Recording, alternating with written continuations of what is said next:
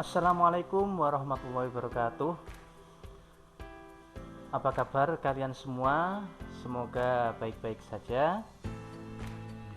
Baik, untuk pertemuan kali ini kita akan membahas mengenai kolonialisme dan imperialisme. Jadi dalam video ini kita akan membahas mengenai sebab atau faktor atau latar belakang masuknya bangsa Eropa ke Indonesia, seperti yang bisa kalian lihat di LKS kalian itu. Jadi dalam video ini kita akan membahas mengenai bangsa apa saja yang pernah datang ke Nusantara atau ke Indonesia, mulai dari bangsa Spanyol, bangsa Portugis, bangsa Belanda, dan bangsa Inggris. Oke, itu saja. Nanti silakan dengarkan baik-baik. Selamat menonton. Wassalamualaikum warahmatullahi wabarakatuh.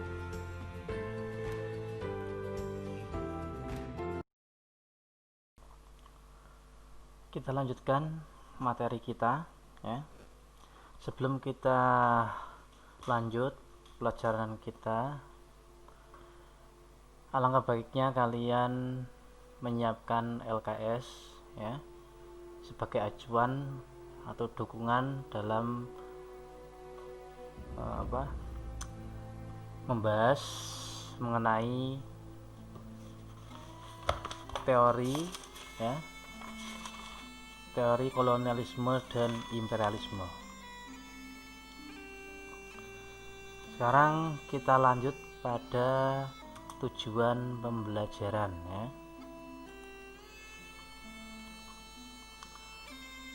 Dengan mempelajari bab ini, kita dapat mengetahui latar belakang kedatangan bangsa-bangsa Eropa ke Indonesia, ya. Terus kronologi kedatangan bangsa-bangsa Eropa ke Indonesia. Alasan kedatangan bangsa Eropa ke Nusantara. Yang pertama adalah faktor pendorong kedatangan bangsa Eropa ke Nusantara diasosiasi oleh yang pertama kedatangan Portugis, dan dipimpin yang pertama adalah Bartolmeus Dias, yang kedua Vasco da Gama, dan yang ketiga Alfonso de Albuquerque. Selanjutnya pendata yang kedua yaitu dari Spanyol, ya. Yang pertama dipimpin oleh Christopher Columbus dan Ferdinand Magelhaens dan Juan Sebastian Elcano. Selanjutnya kedatangan Inggris disusul oleh kedatangan Belanda, yang melatar belakangnya adalah Cornelis de Houtman dan Gecop van Eyck, ya.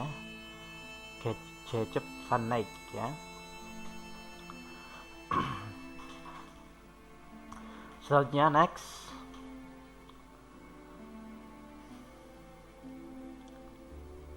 faktor pendorong masuknya bangsa Eropa ke Indonesia, ya.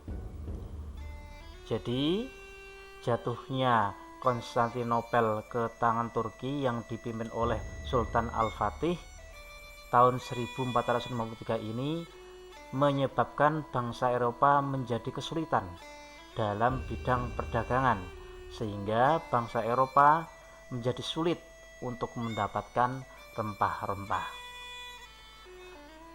Jatuhnya Konstantinopel yaitu pada tahun 1453. Konstantinopel, terutama bandar Bizantium, biasa digunakan sebagai bandar penghubung perdagangan antara Asia dan Eropa. Selanjutnya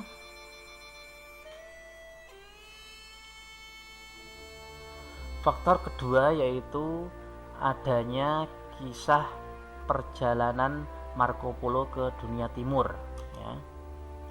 Marco Polo ini adalah seorang pedagang dari Venesia atau Italia yang melakukan perjalanan hingga ke Cina, yang perjalanan itu sendiri dituangkan dalam sebuah Book of Various Experience atau keajaiban dunia, yang berisi kisah perjalanan Marco Polo yang menceritakan bahwa daerah Asia alamnya sangat indah, subur, dan memiliki banyak kekayaan alam. Faktor ketiga adalah faktor karena penemuan Kopernikus, ya, yang menyatakan bahwa bumi itu bulat. Teori ini juga didukung oleh tokoh lainnya, yaitu ilmuwan Galileo dan Galilei.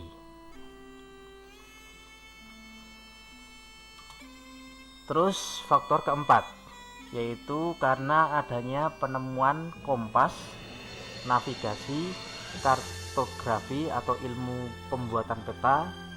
Jadi adalah salah satu kemajuan pengetahuan dan teknologi seperti kapal, kompas, meriam yang mendorong penjelajahan mengarungi samudra hingga ke Nusantara. Selanjutnya, faktor kelima adalah semangat Reconquista, yaitu semangat pembalasan terhadap kekuasaan Islam dimanapun yang dijumpainya, karena di Indonesia adalah pada saat itu dan hingga sekarang adalah mayoritas pemeluk agama Islam. Namun yang menjadi kunci utama pada dasarnya adalah karena good, glory, and gospel. Untuk penjelasannya good and glory and gospel bisa kalian lihat di halaman pertama di LKS kalian. Selanjutnya, kedatangan Portugis, ya. Yang pertama ini tokoh pelayar pertama adalah Bartolomeus Dias, yaitu dari Lisabon hingga sampai Tanjung Harapan. Bertolak dari Lisabon, Portugis bergerak ke arah selatan, menyusuri pantai barat Afrika sampai di ujung selatan benua Afrika, yang kemudian diberi nama Tanjung Harapan. Kemudian Bartolomeus Dias kembali lagi ke Portugis karena ada gelombang atau badai yang besar. Berikut foto dari tokoh Bartolomeus Dias dan jalur dari Lisabon hingga Tanjung Harapan pada tahun 1486. Selanjutnya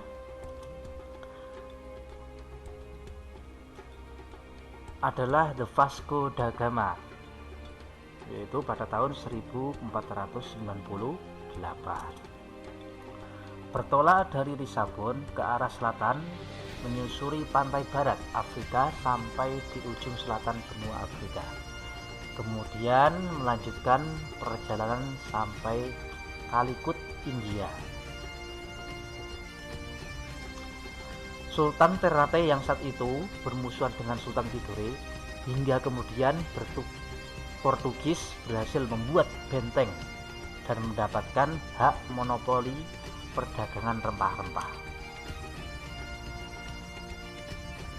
Selanjutnya Alfonso d'Albuquerque. Alfonso d'Albuquerque bersama armadanya berhasil menaklukkan Malaka pada tahun 1511 dan sampai di Maluku pada tahun 1512 dan bersahabat dengan Ternate.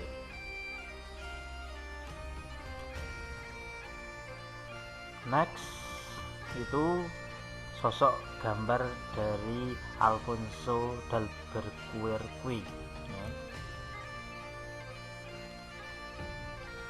Selanjutnya, kedatangan Spanyol ke Nusantara.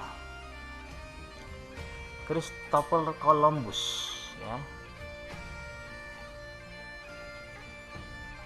Christopher Columbus dan Amerigo Vespucci yang gak berlayar ke Bahama dan mengelilingi Amerika Utara,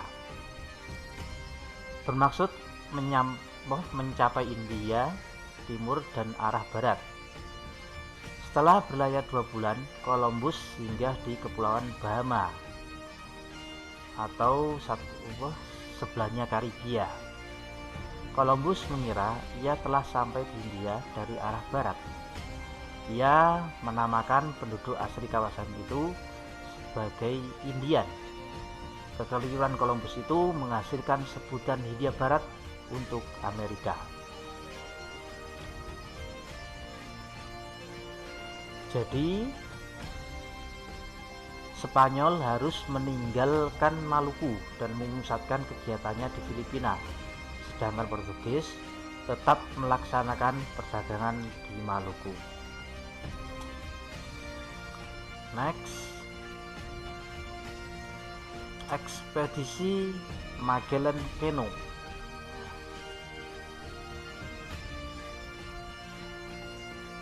Dari Spanyol ke arah barat menyusuri pantai timur Amerika sampai di ujung selatan benua Amerika, kemudian mengarungi Samudra Pasifik yang sangat luas dan tenang sampai di Masava atau Filipina. Di sana Ferdinand Magellan tewas oleh seorang Mactan.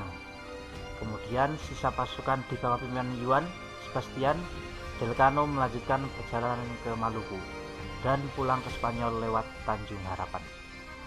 Akibat pertemuan Portugis dan Spanyol di Maluku, maka muncul perjanjian Saragossa itu 1526 yang isinya pembagian wilayah operasional perdagangan Portugis di Maluku sedangkan Spanyol Filipina. Selanjutnya, ini adalah foto dari Magellan Canoe ya.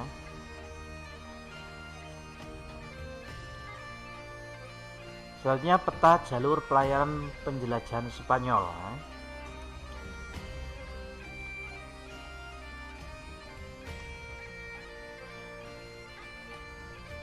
Ini adalah jalurnya, yaitu perjalanan Marco Polo dari tahun 1271 sampai 1295 dan perjalanan dari 1492 sampai 1493.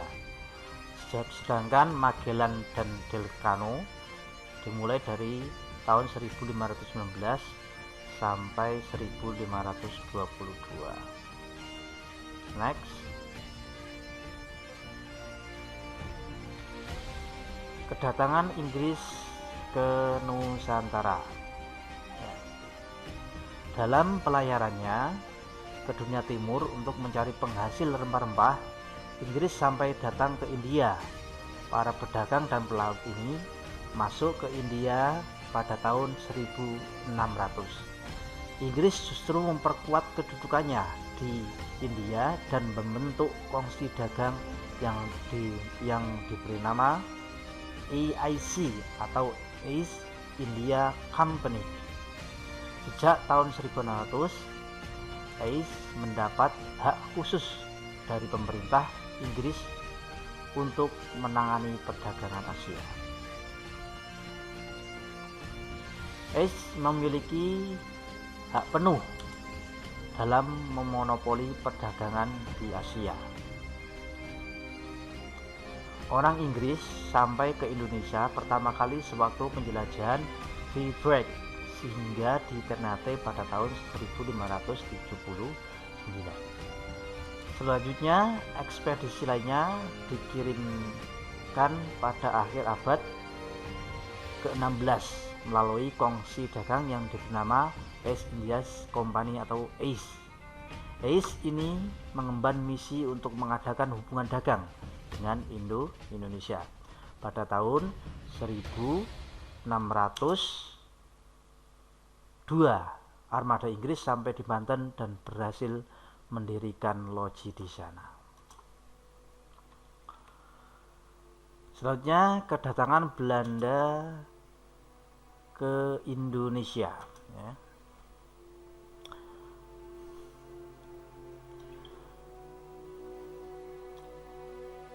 Dengan putusnya hubungan antara Belanda dan Spanyol mendorong bangsa Belanda untuk mengadakan penjelajahan samudra, ya.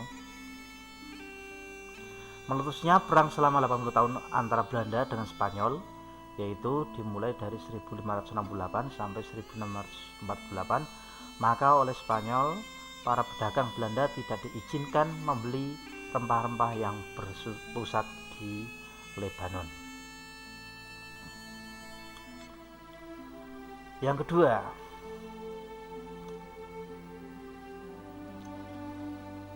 menjadi bekal pelayaran Belanda hingga sampai ke Indonesia, yaitu adanya petunjuk jalan ke Indonesia dari Jan Huygens van Linschoten. Saya ulangi, Jan Huygens van Linschoten, ya. Menjadi bekal pelayaran Belanda hingga sampai ke Indonesia.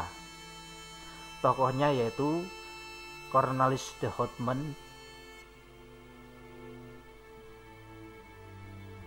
Terus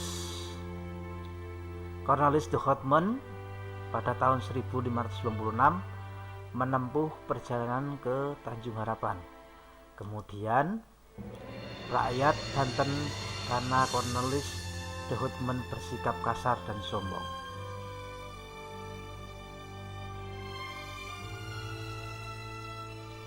Tokoh selanjutnya yaitu Jacob van Eyck, yaitu pada tahun 1598. Kedatangannya disambut baik oleh rakyat Banten.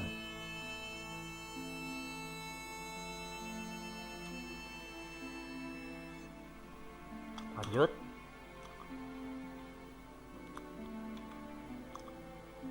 Berikut gambar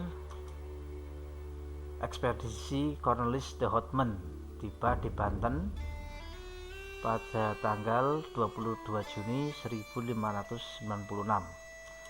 Setibanya di tempat itu, de Houtman memerintahkan meniup trompet dan melakukan Wilhelmus, lagu kebangsaan Belanda.